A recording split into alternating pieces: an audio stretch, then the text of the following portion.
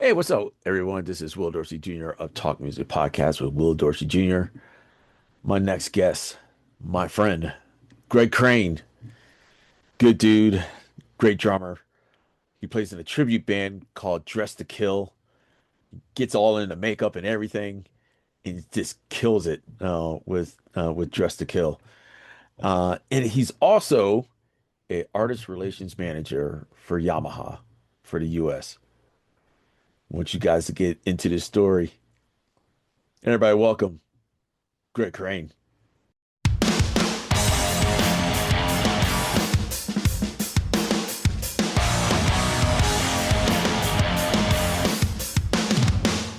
Welcome to Talk Music with Will Dorsey Jr. Every month, Our host Will is going to interview musicians from around the world and talk everything music. Our listeners range from professionals to recreational musicians who want to learn more about the industry, their instruments, and the community of top musicians. So join us, subscribe, and keep up with Talk Music.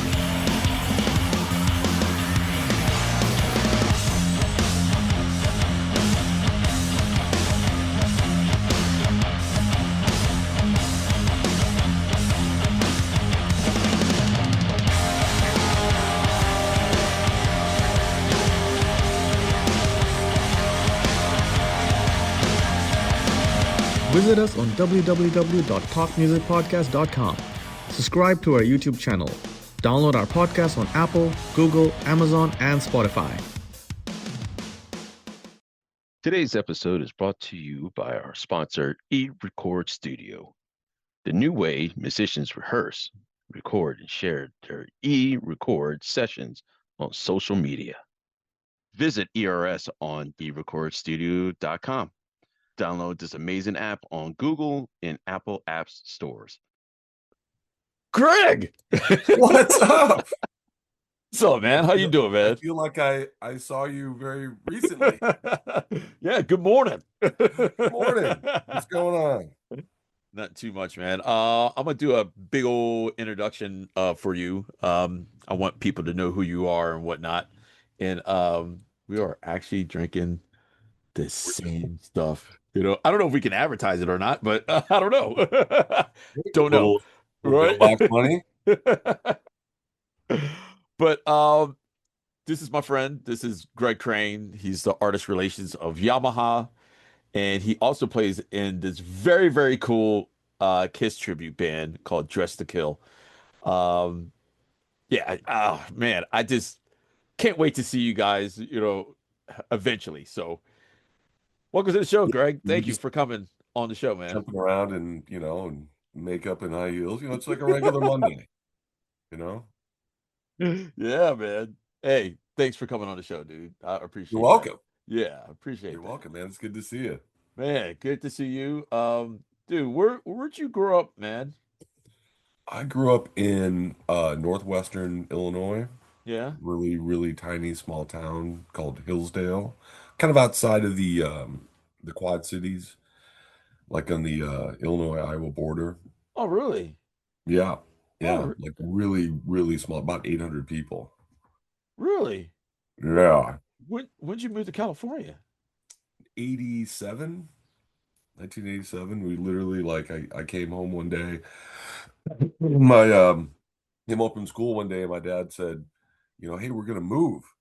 And I said, move, where are we gonna move to? He's like, well, we're gonna move to Los Angeles. I'm like, what?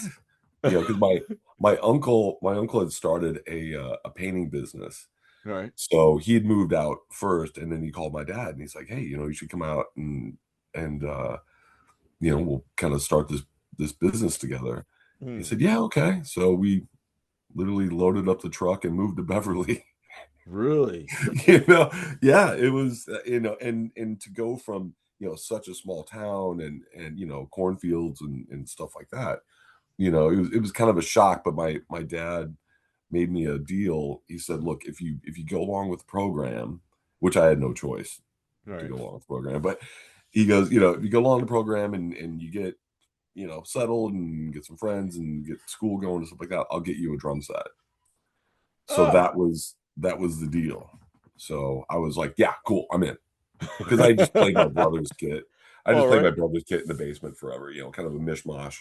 Yeah. kind of drum set. And so I think I got like a Tama Swing Star or something Really? like that. Yeah, yeah.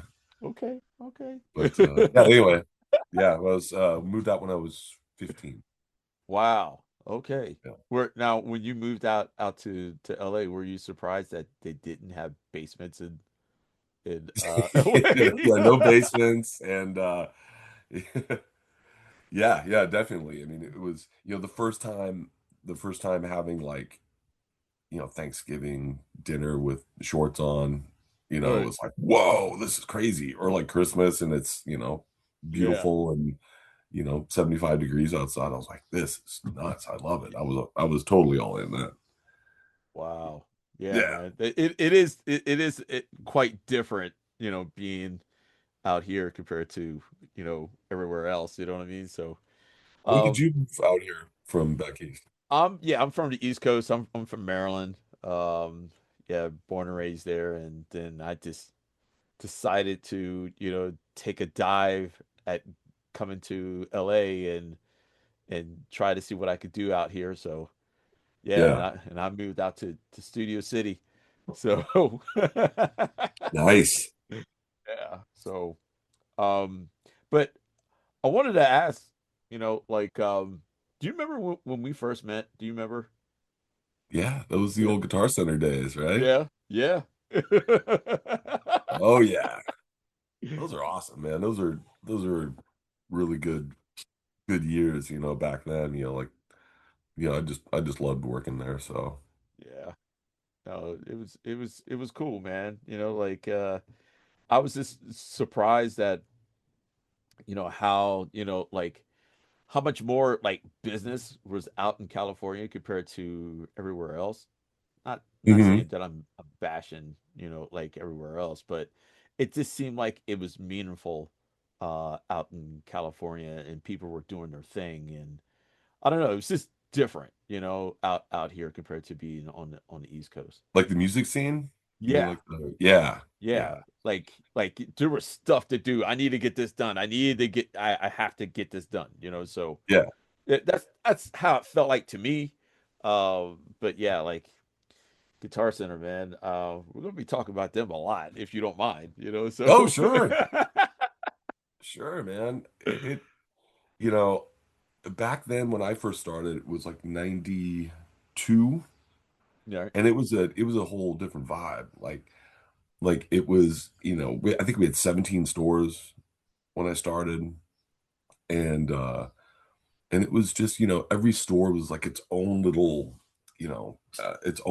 world, like Yeah. I'm sure still it is now, but it was kind of these independent little places, that rivalries between the stores, and Yeah. you never knew what was gonna, you could have a Saturday morning and the store manager's like, you know what, man, let's get a barbecue and let's have a barbecue outside. And all the time you'd be like, hey, know any bands that want to come out and play in a parking lot today? Like it was Oh. just like random things that they did that was so cool. And Mm. I don't know if they still do that now, but it was just kind of a different time. But Yeah, I don't know. 'Cause right, I remember, they were doing stuff like that, like just getting different bands to, just to yeah, be outside of the, out of the Guitar Center, so we could still conduct business inside, you know what I mean? So, yeah. but it was like a whole big event, working at Guitar Center back then, It was high profile, man. It was like if you were like a GC, if you were a salesperson, and then you would be walking around somewhere and be like, "Hey, Guitar Center, Covina, man, what's up?" And it always ended like, no matter what the conversation was, it was like, "Oh yeah, man, I saw you in there." I'm like, "Hey, dude, can you give me a deal on some Oh, sticks or so?" Like it all the always ended with time. the same request, you Yeah. know. But I loved going there. I loved going to work every day because that's where my friends were. Yeah.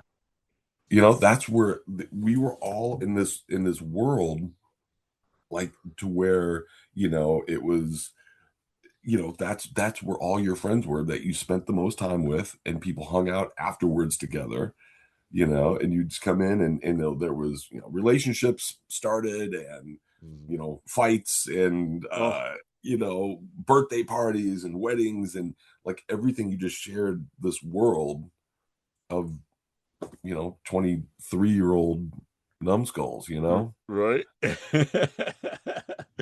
Do you mind telling people where you used to work at? Which Yeah, location? yeah. I was in Covina, and then I went to Sherman Oaks, Oh, and I worked in Hollywood, okay. and then towards the end of my time there, I was what was called an RDM, like a regional division manager. So I would go to the different drum shops in the stores and not really do sales training, but do like merchandising and talk about merchandising and talk about product training, Yeah. things like that. And I did Arizona, California, and Nevada. Oh, really? Yeah, Oh, dang on. I didn't know you did all that. yeah. It was that was pretty fun. Just to see people grow and see the salespeople really um you know get what you're talking about and grow and make more money and stuff like that. You know what I mean? It was pretty satisfying, Right, to be able to be there for those folks. right. Did you end up meeting any like famous people coming through any of the shops that you were at? Oh yeah. Oh yeah, all the time. Well, especially like in like Sherman Oaks, in our Sherman Oaks store, because it was a little off the path. You know what I mean? It wasn't Hollywood. It's like that was the place where people would come in and they would be, you know, multi millionaires, but be wearing Mhm. flip flops and Yeah. shorts, and I mean, they could just kind of do with I think the one guy that I was kind of a little starstruck or whatever was Gary Oldman came in one time.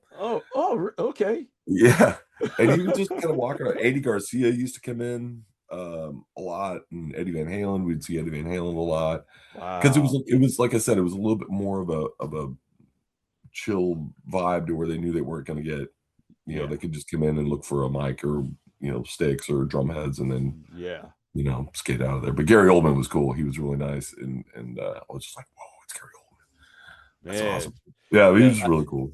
I loved that shop and like at the Sherman Oaks store because that's where I worked at too. Yeah, So upstairs when the drums yeah, was upstairs. upstairs. Yeah, upstairs, and unfortunately they remodeled it and not upstairs Yeah, anymore. It's a shame, yeah, but I mean it just seemed like it was just our world of just drums up there for yeah, me. Like that's totally. what I loved about it. Like because it was just like anybody that came through there. I mean like I seen like Dave Grohl come through there. Yeah. Of course, I seen Paul Stanley, come Hmm. through there. Sinbad would come through there. Sinbad. Yeah, it That's was it was awesome. it was kind of weird, like what Sinbad's in here, and then I would see like Carmen Electra come through there, but it was just a time where you know it was just cool people just rolling through and they felt no I think they felt more comfortable at that store Yeah, than anything so yeah, yeah. yeah They knew they could kind of blend in, do what they needed to do, and it wasn't going to be crazy with like nothing against tours, but like a lot of tours would go by the other stores, and people were kind of looking for the celebrities, and in Sherman Oaks it was a little bit more casual to where they could do what they needed to do. right was Hollywood like that too or Hollywood was a little bit I mean, yeah, I mean they definitely had a lot of high profile people coming in there, but it was because it was a flagship store, still is. yeah um there were you would get tourists and things like that they just want to see it. They've yeah heard of, I think that was before like online, but they'd heard about it forever, and they just want to walk in and see the giant gongs and the yeah the crazy guitars and stuff like that. But I loved working there too. It was a really, yeah, that whole like early 90s to early 2000s, that whole era was really, really, because especially like mid 90s, because music was changing, and Yeah. I remember somebody coming in like, yeah, there's this new band, Stone Temple Pilots. They're going to be really cool. And I was like, Oh, really? oh, that's kind of a weird name, Right. like, oh, okay. It was just that time, we're all these music was changing and things were getting super exciting and people were getting into playing music. More Right. people were getting into playing drums and playing guitar because of Nirvana and Pearl Jam and Yeah. Soundgarden and all that good stuff. Mm. Mm-mm-mm. Yeah. So after working at Guitar Center, when did you transition into getting over to Yamaha? How did that actually You know, happen? it was really I loved, like I said, I'm super proud of working at GC for so long and loved it so much and loved the people. It was just at that time I was traveling a little bit. Um, I was traveling a lot and it kind of is the opposite of what people usually want. I was like, I kind of want a desk, I kind of Oh, want a right. cubicle, you know, that's kind of what I'm going for. Can I find a cubicle? And and I wanted to just get involved in other things, Yeah. just it was time. It was time just to kind of switch things up, but stay in the industry, Yeah. but just into a different world, see the other side of things. Man. So did you go right into like a product specialist like right away when you went to Yamaha or no? I actually I started working with Guitar Center. I started working with Guitar Center. We had a national account manager at the time, and I was his assistant. All right. So, and there's a train going by, and everybody enjoy the train. So, yeah, that's what I did. I just actually worked with Guitar Center. Oh, So that was kind of weird at first, all right. but then it quickly, it got to be cool and it was fine. That's It was awesome. always fine, but it was just, kind of weird for me to see the same people, like, oh, but I'm on a different side of things. So I did that for a while and then moved into along that time they were looking for somebody to do warranty work Oh, okay. Okay. to handle warranty replacements and the amazing his name was Dave Psyche and he was actually back in Grand Rapids, Michigan, and he had been there forever. And he was the guy that had drawers and drawers of everything, like every little wing nut and every little hook and post, and he knew everything. And artists love him, and consumers loved him, and he was just amazing. So he was going to be leaving, and he's like, "Well, you should, being a drummer, you should check this out." So I went in and started working with him and started kind of learning more like nuts and bolts Yeah. things, All right. and which was really cool. And that's how I sorted started a relationship with some of our artists that way, because I would get, hey, can you send whatever, this chain, pedal chain, and it needs to be in Miami tomorrow. All right. A Oh, lot of that would come up, and I dug it. I really did. Like, I dug that challenge, and I still do. all right. I like that challenge where it's like, okay, how can I pull this off? This has to get there, and how could I do it? Right. Because there's no room for error. Right. So I dug those little things when they popped up. So anyway, that was for a little bit, and then moved into being a product specialist for drums in our marketing team with Dave Jewell and Jim Haler. You know Oh, Jim Haler, yes. just Yeah. retired. Yeah. He's out in Missouri now, and then yeah, and then artist relations came in 2012. Wow. Okay. So that's your role now. Yeah, Yeah. yeah, yeah. That Wow. started in 2012. 2012. So how you digging it now? How you like being like you're the guy now for the US? Yeah, I mean, there's a lot of folks on the team. I'm just drums. I mean, that's stay in my lane, man. Drums is Right. is it.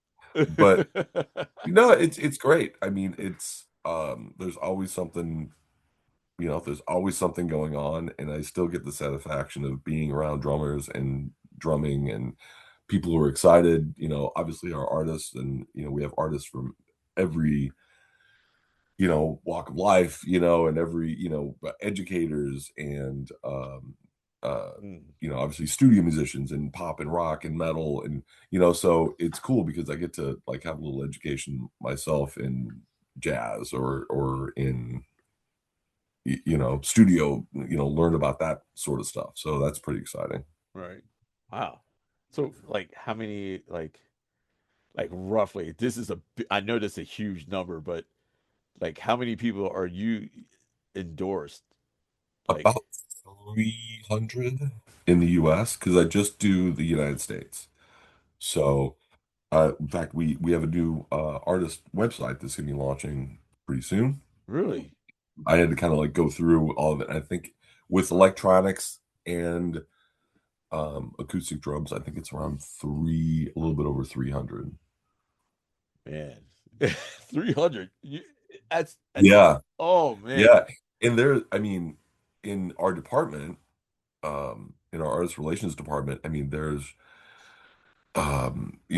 percussion artists and keyboards artists and guitar artists and winds and strings, and so there's department categories that have I think even more than that, more than me, and um they're being taken care of by different people on our team. And Man, so like after, like dealing with all these endorsed drummers, is there like a priority that you need to take up care of first, or like compared to, anybody that's on your roster right now? oh, it's never, I mean, we take care of everybody the same. Okay. Sometimes things do pop up Yeah. that are like this, like before, with in being in warranty, this needs to happen today. Yeah. This needs to happen right now. There's no room for error. And that doesn't pop up luckily as much, but when it does, it's, we take care of it, and we make sure that the show goes on. The old the saying that we have is, we would never want the show not to go on because of something we didn't do. Right. And I mean, you just can't live with that. So we're always jumping on things when they need to get taken care of immediately. Right. So do you have any advice like how, like people, well, any drummers out there that don't wants to get over to Yamaha, do you have any advice for them to do to try to get, to try to get into to Yamaha?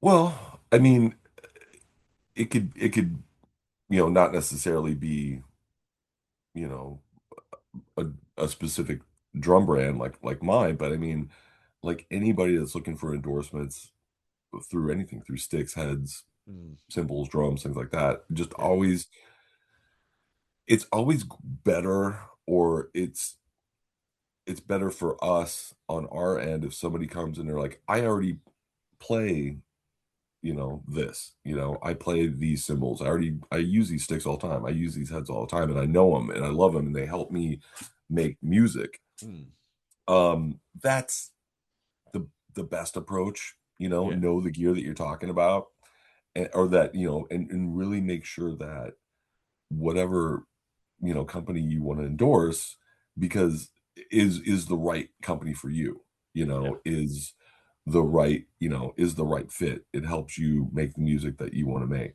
because our companies are never they're looking for long term. You know Yeah. what I mean? You're going to be part of that family for a long, long time, hopefully. Yeah. So you got to feel comfortable. You got to feel like, okay, this I'm where I'm at, you Yeah. know. So that's my best advice. Just to really find the company that fits and know the gear. Yeah. Know what you're talking about when you reach out. Mm. Man, thank you for explaining that. Because I mean, you are one of our first, guys from a major company like yours, to be on my show, and thank you for explaining that. Oh, I hope people are listening, like to that what you're saying, because that is definitely true. Because even though I'm, in a band and people come up to me and ask me like, how do you get endorsed and how do you get this, Yeah. how do you do that? And that's like, man, like, but I love the key thing that you were saying, know the gear. I Yeah. like that, like you have to know the gear, especially what you're, like what you're playing or that you're trying to represent, or Hmm. that's the whole big thing, for it, so you can't just like, oh, I think I want to go over to here, like you can't just do that, not like that if you're not Yeah. a fan of have the passion for Right. what Because you're trying to as an do. endorser, you're an ambassador for that company. Yeah, You're out performing.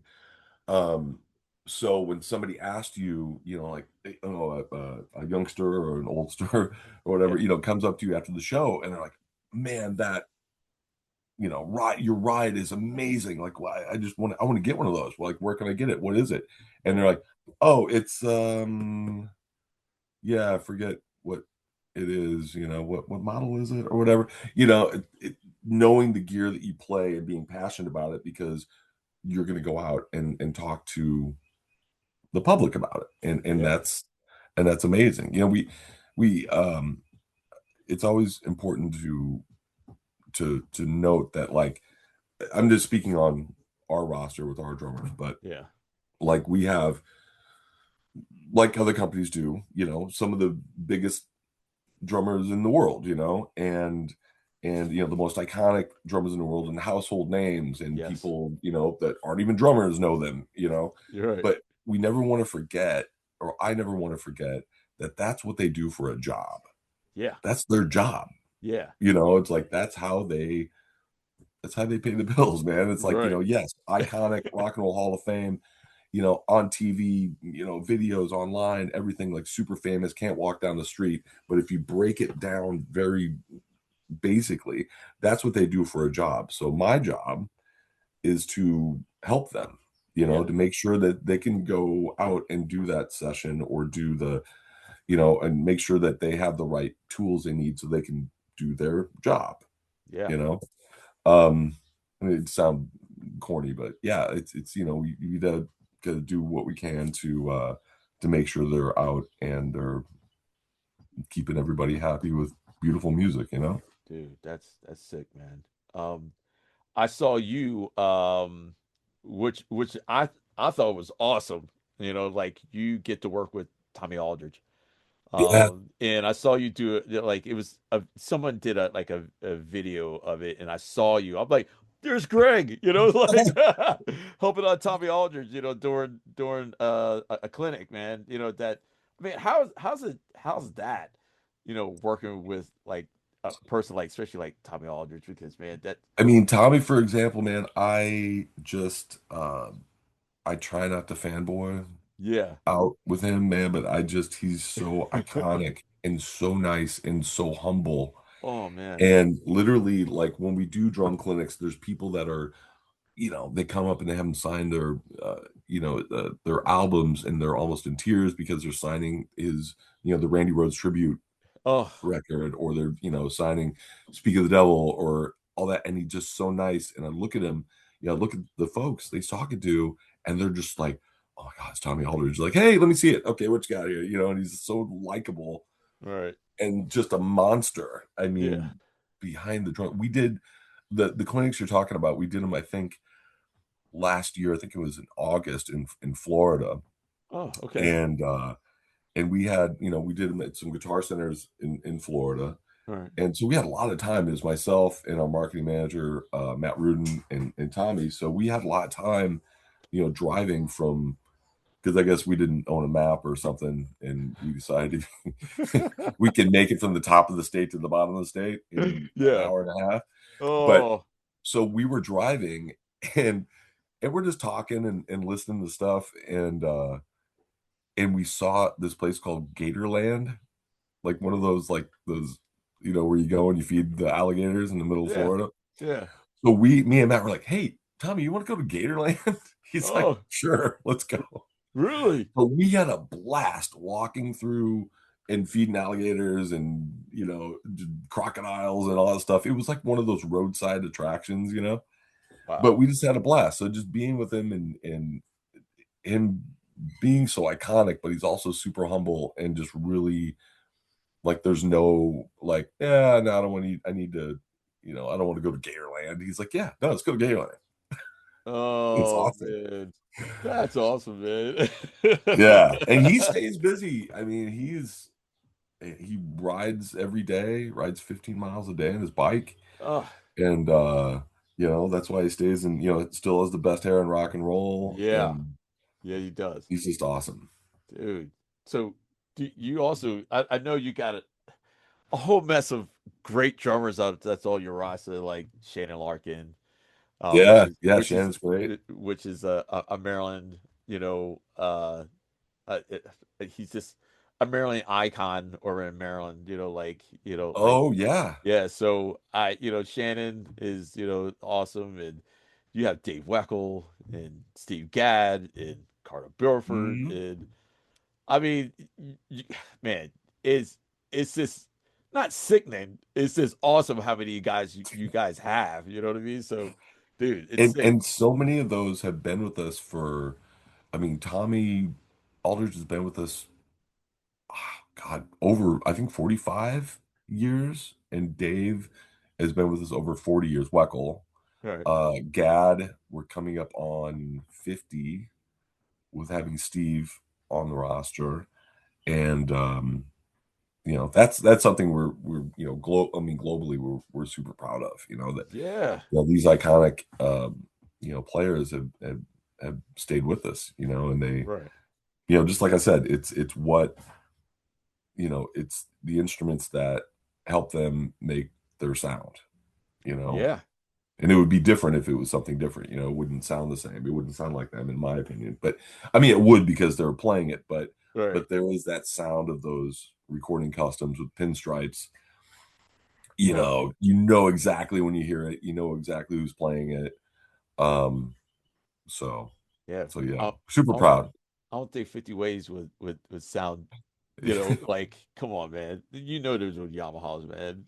Oh yeah, you can hear it. Yeah, that. Especially in Carter's playing as well, man. You can Hmm. hear the 8 inch time. There's Oh nothing yeah. that else that sounds like that, especially when he goes through his rolls and whatnot. Like come on, man, that's a Yamaha. So How can you not, whenever you have a kit that has an 8-inch tom, how can you not just like do that, like the you just have to. And every song ends up having that. I mean, you're playing, you could be playing, Happy Birthday, but you're still going to do some tom roll because you got an 8 yeah, inch tom on it, cranked up, you know? yeah, dude, that's so awesome, man. But can you so I'm seeing something new with you guys which are like some of your products with the EAD module. Yeah. How can you explain that at all, like about that with that module now, because now it's not just the EAD thing on the kick drum. Now you have a module with it. Can you explain that? Yeah. Yeah. EAD 50, we just launched this last January. And if you're familiar with EAD 10, um, we took all the comments and thoughts and feedback from consumers and dealers and artists and things like that, saying like, if you do another one, here's what you should here's what you should make, here's what you should add on to this. So Right. we had a lot of people that were saying, well, you should be able to plug in your own microphones if you want to. And I'm like, yeah, that's a good idea. And that's what I love too, because we listen, and those ideas end up getting put in the motion. So it's like then when I saw it, I'm like, wow, okay, cool. This we could plug my it's a digital mixer, um it's a digital recorder. It's for the deep dive, to have in the studio if you want to go super deep into recording, Yeah. and mixing. EAD 50 is the total way to go. I'm still learning about it myself, Right. admittedly. Yeah. I'm gonna dig into it and really get my hands on one and start playing with it. But it was, you know, Simon Ed Goose at the NAMM show was demoing it, and people were just like around the little demo booth all the time with the headphones, and they were coming out like, this is unbelievable. Right. So, yeah. Wow, man, I'm impressed with the other one. The AD10, yeah. Yeah, and I'm just like, it's like, man, this is great, like, because any videos I see, of course, of like Eloy Casagrande, Hmm. man, he's just, his drums just sound great, and that thing just picks up everything, and I'm still in shock about it. The way it's just everything just sounds, it sounds great, man. You really don't need that much to have that thing work. Yeah. I like to tell folks that like the cool thing about like E8010, you know, the original, Right. was like it, yeah, there's nothing worse than buying something, especially like any kind of electronics or tech thing or whatever, and then you get it and you have this idea in your head, like, what do you want it to do? And it's supposed to do that, but it doesn't do that unless you get this and this. You have to add on this, then you have to download this and whatever. And it just ends up being kind of a bummer. But the cool thing with E8010 is that it's you it's ready to go like in 5 minutes or Yeah. whatever, like you know, the microphone right on the kick drum, plug it, into the module, dial up what you want, and you're ready to go. And And it does cool stuff like right off the bat, yeah. whether it's for live or for recording or just even in your house, put it on your headphones and just listening, playing along with your favorite records or something like that. And it's really, really cool. We were super proud of that one when it came out. We knew, just, and I say that not because I work here, but like we all play our own stuff, Yeah. we're like all of our marketing folks and myself and the sales folks, like we all play our own gear. We get excited when something cool comes out because we're like, yeah, that's really cool. Yeah. So when we got a chance to play it, we're like, all right, this is something completely different. And so you should try one, Right. everybody. Yeah. Plug it. Plug it. Today's episode is brought to you by our sponsor, E-Record Studio, the new way musicians rehearse, record, and share their e-record sessions on social media. Visit ERS on erecordstudio.com. Download this amazing app on Google and Apple Apps stores. All right. Switching up gears here. So let's get into about your whole Kiss thing. And there's my Now, dog. He's so excited. all right.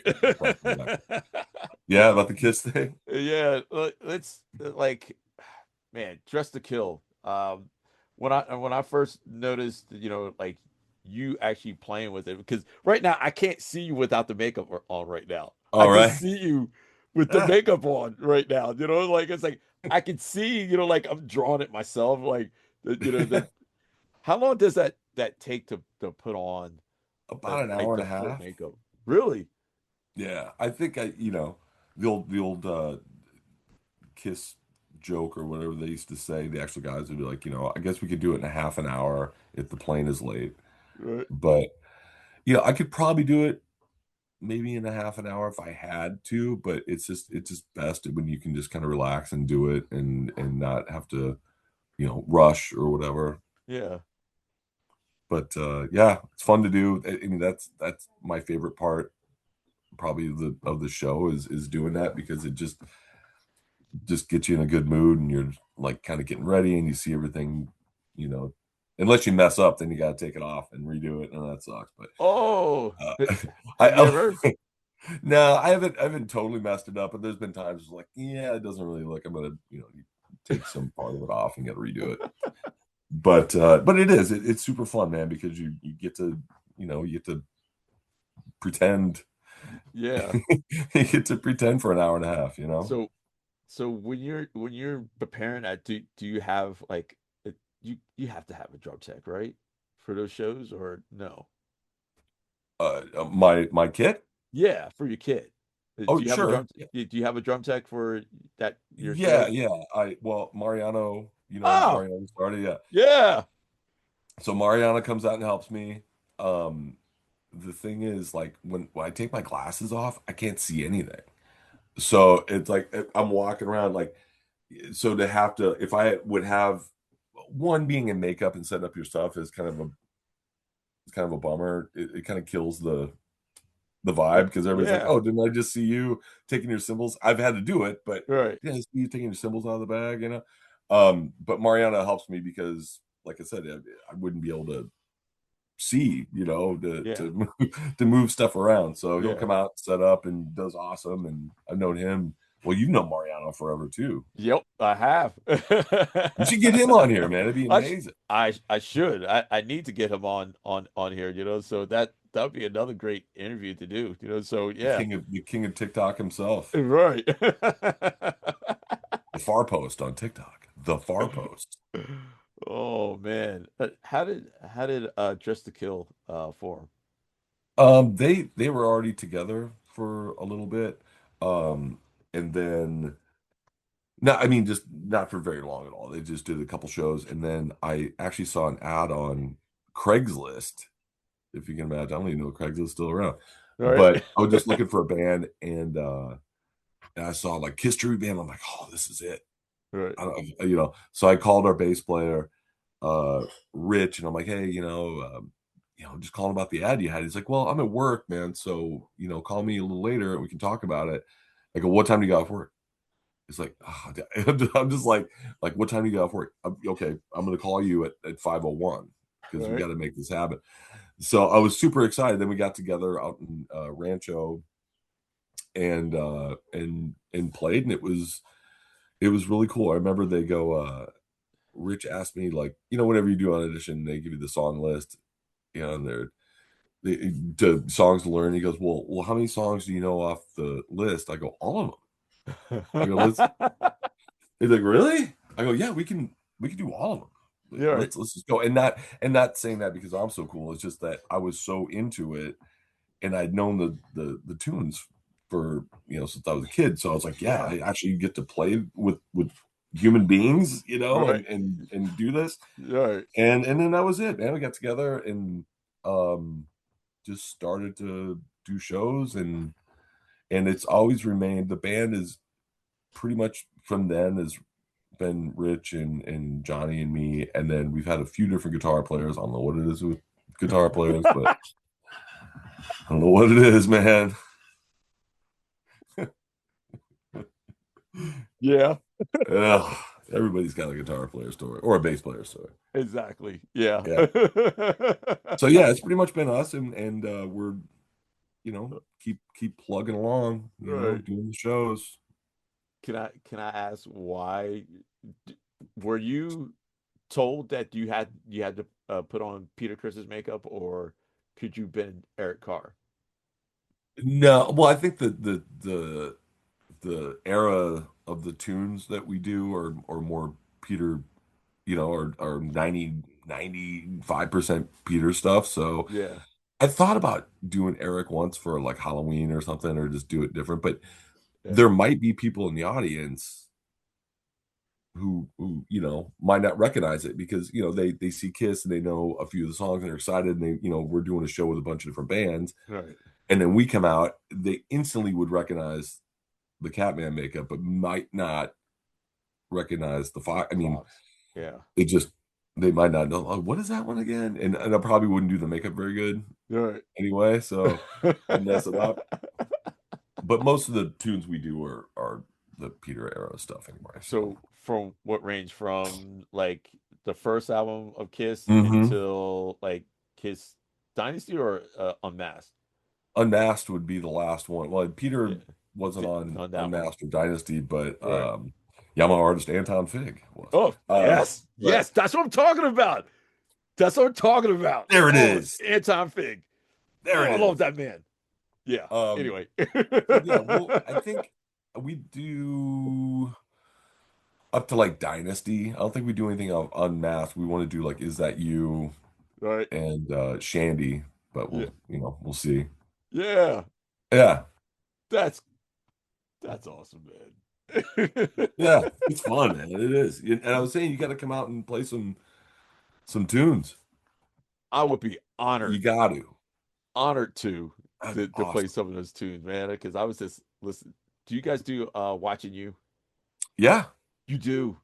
yeah. It's kind of a long song, so we'll do it like if we have a lot of time. Yeah. If there's like if we're doing a show where it's like we can do like 2 hours or an hour and a half, we'll do that one. Yeah. Dude. How long is 100,000 years. all right, okay. How long is normally like your guys set? We can do like the 40 minutes, or we can do, I think, kind of top out at like 2 hours, because after so long, either we're getting tired or the audience is getting tired Oh, right. of Yeah, seeing us. yeah, It's like, you know, yeah, Beatles reunite after 2 hours. You're like, oh man, I gotta get out of here. What right. time is it? Like, we're old, man. We got we're old. I gotta go and sleep. Right. Have Oh you noticed? man. Have you noticed as you get older, like everything revolves around parking? That's what it is for me. Yeah, really? Parking. Like, do they Yeah, have good parking? yeah, really. It's like, oh, this is great, man. We're gonna go to so and so. We're gonna go see so and so. It's the biggest show of the year. Great. How's parking? Is it easy? Do you gotta park in a garage? Like, everything is Oh, right. parking. Yeah. You Oh, gotta go in the garage, you gotta park in the street. I don't know, park in the right. street. Oh Yeah. man. One more other question. Of course, about the whole kids thing. And I got so many more questions about, like you being actually Peter Chris. When you put on the makeup, does it feel like, do you feel restricted on your face? Do you have to be careful, like drinking stuff or Yeah. Oh whatever you yeah, I do? know what you mean. Yeah. Like, yeah, you have to kind of like pour like a bottle of water. You kind of have to kind of pour it away from your mouth, because then you'll get lipstick or microphone sometimes. Like, Yeah. if I'm singing and I'll rub my face and it smears, you can smear and stuff. But I used to dig those pictures of Gene, especially like Oh, where he's like all drippy and yeah. makeup's kind of smeared and he's got bloods. Like, after the show, it just looks kind of cool, Right. like he did something. But you do got to be a little bit more careful, Oh or you man. scratch your nose, or you Yeah. forget that you got to scratch your nose and makeup all over your hand, and Oh, yeah. oh, man. Um, I know you're a huge Kiss fan, and you shared some pictures with me. Do you mind if I showed some of those pictures on this Yeah, yeah. episode? Because man, this dude, you you got the hugest, for me, and I need to stop by over your You got to. place of like, and I'm super jealous, man, Yeah, of how much Kiss stuff that you actually have. got a lot.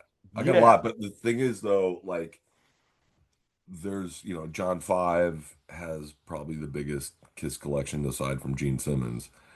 John, Motley yeah, Crue, and so, and his collection is just out of control. My friend Chris Arvanites, who's in Rancho, has probably number two.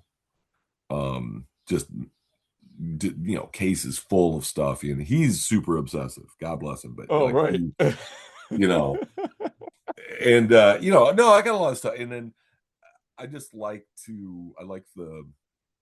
the satisfaction of like looking for something and finding ways to get it, or ways to trade for it, Yeah. or hey, I know a guy who knows somebody else that has some tour books that his brother left him when he went to the army or whatever, and I'm like, oh cool, can I check him out? It's it's just those little areas, and I'm sure everybody that collects anything Yeah.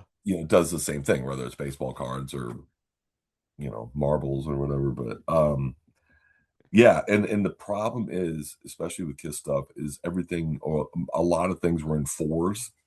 Right. There's a Yeah. Gene pen, there's a Paul pen, there's a Peter pen, there's an Ace pen. You're like, okay, so if you get one of them, you're like, Yeah. oh, this is great, I got the eighth, and you're like, oh man, now I'm set up. I gotta find three more of these, and you'll just obsess over it and obsess over it till you finally Oh, get it. wow. Buttons and yeah, all that. all that stuff. But yeah, I like all the toys. I don't really do posters or vinyl or anything like that. And I know there's folks that's exactly what they collect.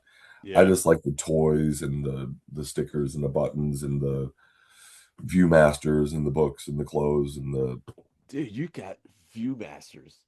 yeah, Really? yeah. I just got the show beam. It was like a you would take a cartridge and you could shoot it on your wall and it was like a looked like a lightsaber, like the bottom of a lightsaber. Then you Yeah. put the cartridge in, and you could, when you were a kid, you could click through it. And it would put pictures on your wall of like, it could be anything. It could be, Yogi Bear or whatever. They had a lot of them, but then there was a Kiss one. Right. So I got that not too long ago. So that's pretty fun. I haven't used it yet because I can't find the actual. If anybody's watching this and you have one of those, Right. contact Will. I need one. It was Yes. like a plastic. Yeah, it was like a plastic. It looked like the bottom of a lifesaver. Yeah. Dude, that's sick, man. What was that other thing that you showed me? It was that pinball machine. What was that? Yeah, I got a pinball machine, and not a Kiss pinball machine. That's the big one. Yeah. I want to get one of those. Yeah. No, I kind of inherited this pinball machine, and then got it to the house, and then like anything, like they talk about like old cars or whatever, like and just discovering, something didn't work, and then or something was broke, and then I don't know anything about these old. It's a 1977, Right. so everything is switches. Like it's all mechanical.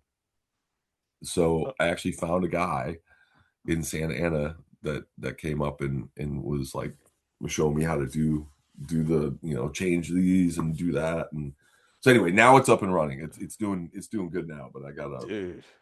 I gotta find some I gotta find some other little pieces and parts. And you can get, those old parts aren't expensive or Right. whatever. You just gotta find it.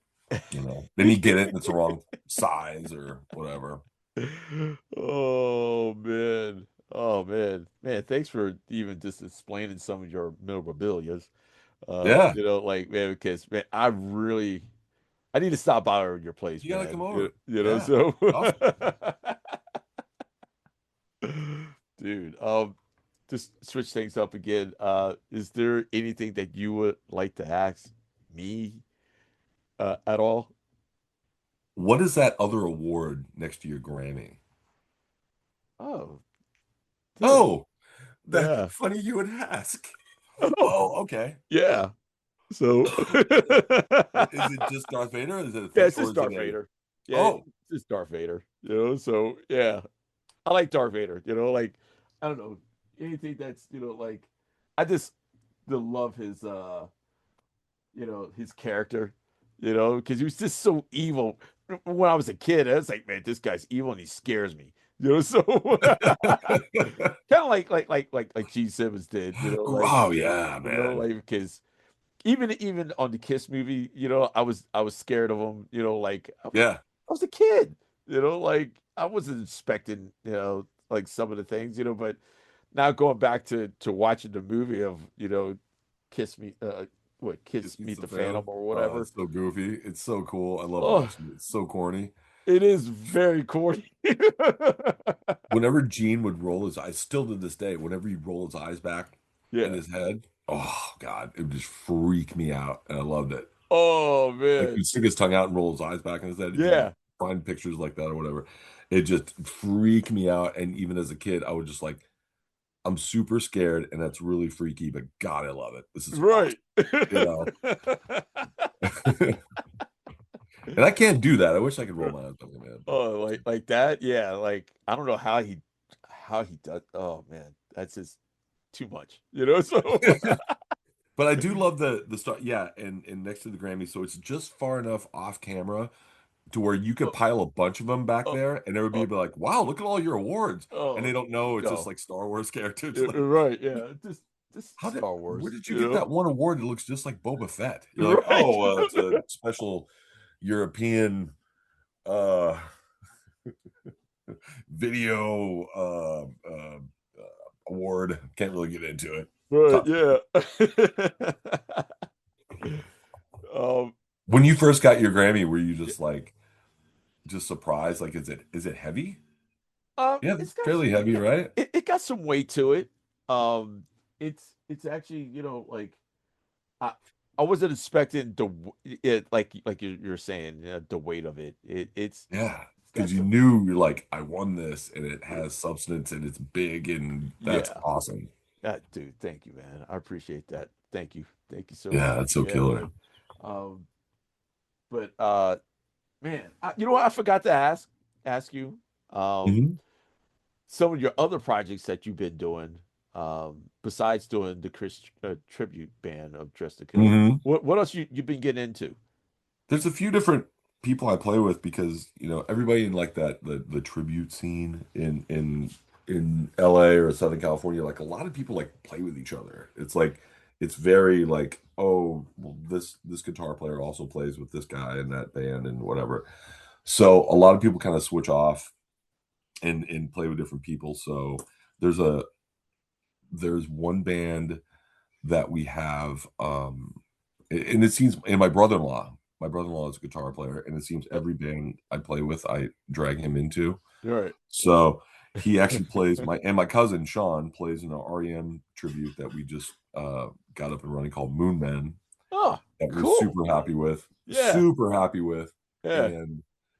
And yeah, so my brother-in-law Daniel and my cousin Sean from Chicago um are both in that band. And so Oh that's, I man. think we're gonna start going like in May, Okay. unless this airs after May, and I'm like, that was great. Right. That show was amazing. Our first show that we did was it was sold out. It was sold Right. out. See, I don't Yeah. know when this is gonna air, but when Yeah. and Yeah. then there's a Johnny Cash tribute that I play with my friend Jason Marshall, and that's a lot of fun. Yeah. It's very train beaty.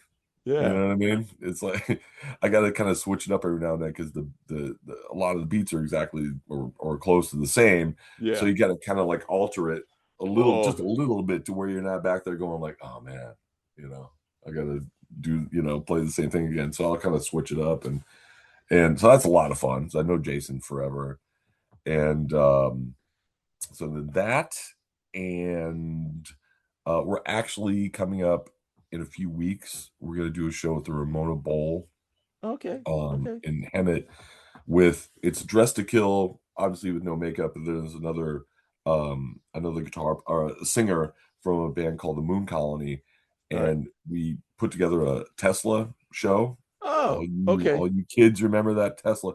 Yeah. Yeah, you can hear everybody just googling Tesla right now. Right. Tesla, Like and anybody Tesla. under 45. Right. Yeah, Tesla. Is that a car? Is that the car tribute band? No.